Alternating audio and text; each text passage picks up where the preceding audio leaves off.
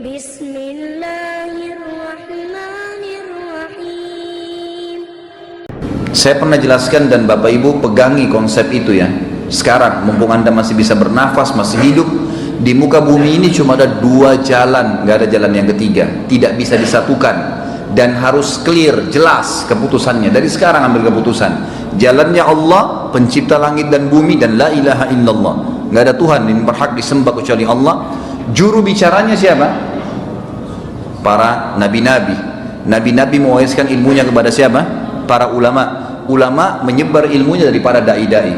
Hadirnya Anda di majelis ilmu seperti ini, saya atau bukan saya yang mengisi pengajian sama saja. Ini sekarang akan menuntun Anda ke jalannya siapa? Allah Azza wa Jalla. Anda akan tahu mana halal, mana haram, mana boleh, mana enggak boleh, mana yang diberitakan wajib, mana yang sunnah, mana yang haram, mana yang makruh. Kemudian kita lakukan, jadikan itu sebagai prinsip hidup. Meninggal masuk surga. Surga yang dijanjikan demi Allah bukan dongeng, tapi sebuah janji yang pasti. Bidadari lah, bidadara lah, pohon-pohonnya, makanannya, istananya, dan luar biasa. Intinya adalah itu jalan satu. Jalan yang kedua, jalan iblis, yang biasa diistilahkan dengan syaitan, dan sudah pernah saya jelaskan. Jin punya tiga golongan sebagaimana manusia tiga golongan. Ada yang beriman, jin beriman sama jin muslim, apa manusia muslim, mukmin tidak akan mengganggu satu sama yang lain, tidak akan interaksi, tidak ketemu, tidak boleh makan, tidak boleh menikah, tidak boleh ngobrol, tidak boleh bertetangga, tidak ada urusan sama jin. Mereka beribadah sendiri. Dan dari 124.000 nabi, semuanya Allah utus dari manusia, nggak ada jin, karena jin itu dibawa golongan manusia, dibawa kepemimpinan manusia. Jadi mereka hanya ikut saja dengan manusia. Makanya salah kalau ada manusia yang minta tolong sama jin, itu ngawur, kebodohan bagi mereka. Karena manusia lebih di atas daripada jin. Tidak ada satupun dari manusia yang turun di sebuah tempat kecuali semua syaitan akan takut dengan dia. Semua syaitan. Syaitan itu akan berubah rasa takutnya, akan berani dengan manusia kalau manusianya yang takut.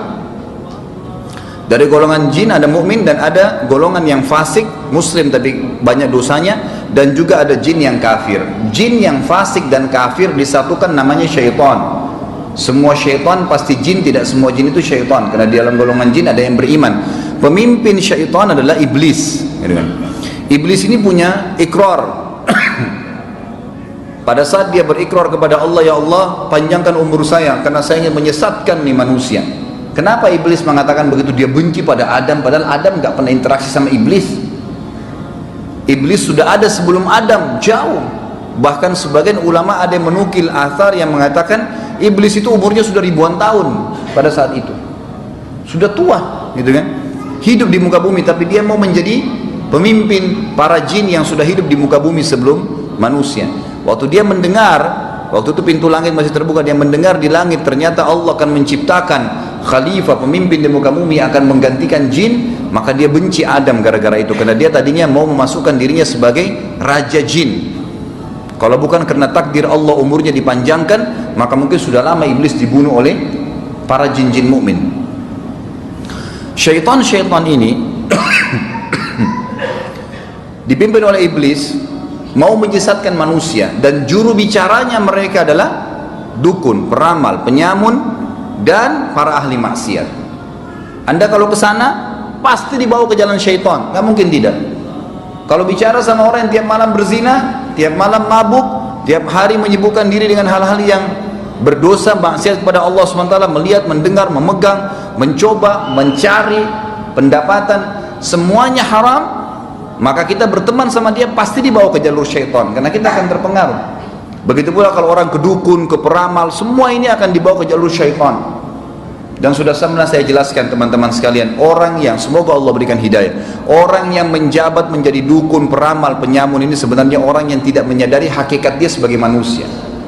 Kalau manusia ini pemimpin di muka bumi, kita nggak perlu minta tolong sama jin, sama syaitan, nggak perlu. Kita ini kalau datang ke sebuah tempat, dibebasin sebuah tanah, pasti semua makhluknya Allah pindah, termasuk jin-jin itu sendiri. Mereka pergi. Kapan jin itu datang, syaitan datang mengganggu manusia? Kalau manusia sudah keluar dari hakikatnya sebagai khalifah. Coba contohnya, para dukun dan peramal, semoga Allah kasih hidayah, datang ke gua bersemedi, nggak makan, nggak minum 3 hari. Di gua itu tadinya dia cari tempat-tempat sunyi, Tidak ada apa-apa. Yang jaga gunung, yang jaga lautan, yang turunkan hujan, yang gantikan siang malam, itu malaikat semua. Ada malaikatnya Allah di muka bumi menyebar di mana-mana. Memang mereka punya tugas itu. Tapi datangnya manusia yang tadinya khalifahnya ke gua, lalu memanggil-manggil nama syaitan. Wahai syaitan, apalah gundurwo, kuntilana, apa saja nama dipanggil-panggil, syaitannya hari pertama nggak bakal muncul, mustahil. Antum kalau tanya dukun-dukun, dia akan bilang tidak mungkin di hari pertama sudah dengar suara. Nanti hari ketiga, nanti 1 minggu setelah syaitan pastikan, oh manusia ini benar-benar bodoh nih, takut dengan saya nih, maka keluar suaranya, iya kamu mau apa? Barulah dia bilang, saya mau kekebalan, saya mau ini, saya mau itu, seperti itulah, gitu kan? Baru kemudian disuruh oleh syaitan sesuatu yang keluar dari akal sehatnya manusia. Saya pernah kasih contoh, orang yang datang minta tolong sama syaitan seperti orang pintar, kuliah, dia sakit kepala, kemudian lewat satu orang anak kecil SD di pinggir jalan, dipanggil sama dia, dek sini, kepala saya sakit, obatnya apa? Anak SD bilang, minum kencing saya. Bodohnya anak kuliah ini bilang, baik sini kencing kau, dia minum sama dia. Karena disuruh oleh syaitan apa? Minum darah ayam, makan kotorannya, minum kencingnya dia. Kebodohan. Syaitan makin kerjain mereka, sebab turunnya surah jin karena itu kan. Allah menceritakan orang-orang Arab jahiliyah dulu, mereka kalau masuk di sebuah lembah, tak ada angin, tak ada apa, di lembah itu biasa, makhluknya Allah semua, angin, pasir, semua ada malaikat di situ, tidak ada masalah. Tapi mereka datang, ngeluarin setengah bekalnya, kemudian dibawa di lembah, tengah lembah baru mereka berkata apa? Wahai penjaga lembah. Biasanya orang bilang dewa lah, apalah, dengan bahasa ini. Tidak ada sebenarnya. Jangan ganggu kami, ini setengah bekal kami kasih.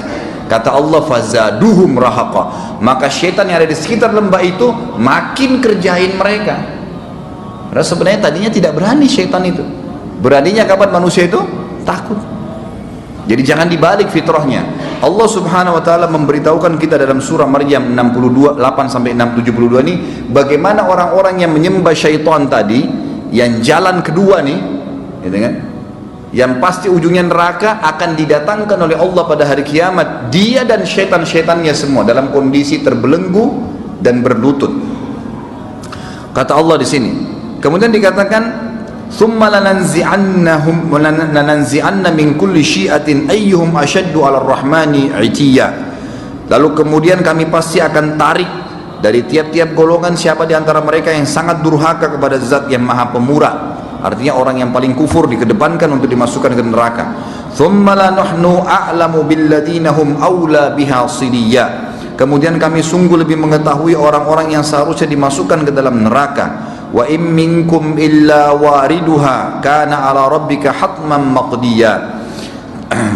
Dan tidak ada seorang pun dari kalian melainkan pasti akan melewati neraka itu. Nanti akan saya jelaskan makna ini ya. Hal itu bagi Rabbmu adalah suatu kemestian yang ditetapkan. Thumma nunajjil ladzina taqaw wa nadhara adh-dhalimina fiha jithiyya. Lalu kemudian kami selamatkan orang yang bertakwa dan membiarkan orang-orang yang zalim dalam neraka dalam keadaan berlutut dan tersiksa.